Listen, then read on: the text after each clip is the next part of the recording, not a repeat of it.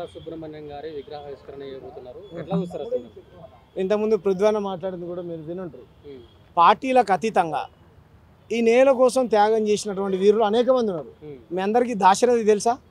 వరంగల్ జిల్లా చిన్నగూడూరు దగ్గర పుట్టినటువంటి గొప్ప దాశరథి. ఎంత గొప్ప కవి అని అంటే ఎంతో గొప్ప కవి. ప్రపంచాన్ని మొత్తం 3 చరణాలలో వర్ణించినటువంటి గొప్ప కవి. మరి అటువంటి మహానుభావుడి విగ్రహం ఏమైనా ఉందా? ఓ ట్యాంక్ బండ్ దగ్గర తప్ప ఏడలేదు కదా. బాలసుబ్రహ్మణ్యం గారన్నా, బాలసుబ్రహ్మణ్యం గారి పాటలన్నా మనందరికి ఇష్టమే. మనందరం ఆయన అనేక రకాల సినిమాలలో పాటలు పాడిండు, ఆయనను గౌరవిస్తాం, ఆయన పాటల్ని వింటాం, ఎంజాయ్ చేస్తాం, ఆనందపడతాం. అదంతా వేరే విషయం. ఆయన పట్ల వ్యక్తిగతంగా మాకేం కోపం లేదు. కానీ ఈ నేల కోసం త్యాగం చేసినటువంటి గొప్ప కవులు ఉన్నారు, గాయకులు ఉన్నారు. నిన్న కాక మొన్న అమరుడైనటువంటి గద్దరాన్ ఉన్నాడు. మరి మా గద్దరాన విగ్రహాన్ని మీ అమరావతిలో ఆ సచివాలయం ముందు పెడతారా? ఆంధ్రాలో పెట్టలేరు కదా. మరి నిన్ననే చనిపోయినటువంటి మా అందశ్రీ గారిది పెడతారా? ఆయనది పక్కన పెట్టండి. ఉమ్మడి ఆంధ్రప్రదేశ్లో ఉన్నప్పుడు సాహిత్యాన్ని రాసినటువంటి గొప్ప కవి కదా దాశరథి. మరి ఆయనది పెడతారా? పెట్టరు కదా. కాబట్టి ఈ ఆధిపత్యం, ఈ రేవంత్ రెడ్డి మన తెలంగాణ సిద్ధాంతంతో పనిచేస్తున్నాం అనుకుంటున్నాం. ఆయన తెలంగాణ పాటలనేమో ఆంధ్ర మ్యూజిక్ డైరెక్టర్ని తీసుకొచ్చి పెడతాడు, ఈ ఆంధ్రాకు సంబంధించినటువంటి వ్యక్తులను తీసుకొచ్చి ఈడ పెడతాడు. ఇంకొక ఆయన వచ్చేమో ఆంధ్ర సినిమా నటీనటులు ఉంటారు. తెలంగాణలో సినిమా హీరోలు లేరు, సినిమా హీరోయిన్ లేరు, పాటలు పాడేటోళ్ళు వాళ్ళే, మ్యూజిక్లు కొట్టేటోళ్ళు వాళ్ళే. మొత్తం మన తెలంగాణ దేనికి సాధించుకున్నట్టు. కాబట్టి నేనేమంటానంటే బాలసుబ్రహ్మణ్యం గారి పట్ల వ్యక్తిగతంగా మాకేం కోపం లేదు. మీరు నిజంగా అలా తెలుగోడు గొప్ప ఏదో అవార్డుకి ఇవ్వడం అంటే కనుక బిగ్ బాస్లో విన్నర్ అయినటువంటి వ్యక్తి ఉన్నాడు కదా, ఆయన పెళ్లి చేసుకున్నాడు రీసెంట్గా. ఏం పేరు? ఆయన కూడా ఆస్కార్ అవార్డుకి అవుతాయి. ఈయనకు కూడా ఆస్కార్ అవార్డుకి అవుతాను. మీకు కాదంటే రాహుల్ సిప్లిగంజ్ అంటే ఏదో ఉంది కదా. మరి ఆయన కూడా గొప్ప గాయకుడే కదా. మరి ఆయనది ఆంధ్రాలో పెడదామా? చచ్చిపోక ముందు కూడా పెట్టచ్చు బ్రదర్, తప్పేం లేదు. మాయావతి గారు స్టాచ్యూ పెట్టలేదా? అంటే గొప్ప వాళ్ళ నిజంగా ఆయన అవార్డులు గొప్ప వ్యక్తి కదా, ఆయన ఆస్కార్ అవార్డు పొందినటువంటి వ్యక్తి కదా. ఆయన విగ్రహం పెట్టడం వల్ల మీకు వచ్చిన బాధ ఏంటంటారు? ఆస్కార్ అవార్డులు పొందిన వాళ్ళు చాలా మంది ఉన్నారు. కాబట్టి మేము ఏమంటున్నాం అంటే ఆయన పట్ల మాకు వ్యక్తిగతంగా కోపమే లేదు.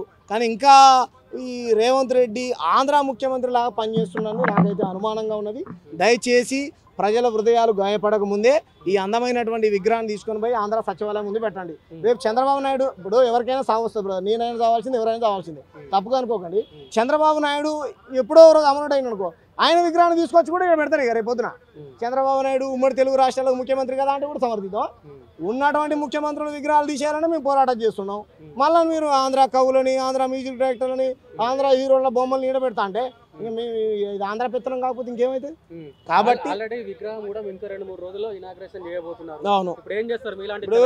ఇప్పుడు కాదు, ట్యాంక్ బండ్ దగ్గర ఇలా చేస్తే ఎప్పుడో పెట్టినట్టు విగ్రహాలను కూడా కూల్చిరు తెలంగాణ ప్రజలు. మేము కూల్చాలనుకోవట్లేదు, అటువంటి మేము చెయ్యం. పద్ధతి ప్రకారం తీసేయండి, తీసేసి అదే ప్లేస్లో ఇంకొక విగ్రహం పెట్టండి. మా గద్దరన్న స్టాచ్యూ పెట్టండి, మా గూడాంజన స్టాచ్యూ పెట్టండి, నిన్నగాక మొన్న అమరుడైనటువంటి అందశ్రీ గారు స్టాచ్యూ పెట్టండి. ఆయన గొప్ప కవి అని నువ్వే భుజాల మీద మోసావు కదా రేవంత్ రెడ్డి గారు. మీకు ఈయన కనిపించాడా? ఇంకా చాలా మంది గాయకులు లేరా తెలంగాణలో? ఇంతకంటే అద్భుతంగా పాడినటువంటి గాయకులు ఎవరు లేరా? సినీ గాయకులు? పోనీ నేను సామాజిక ఉద్యమకారుడా? కాదు కదా. కాబట్టి ఇది బ్రాహ్మణాధిపత్యం, ఆంధ్ర ఆధిపత్యం స్పష్టంగా కనపడతా ఉంది.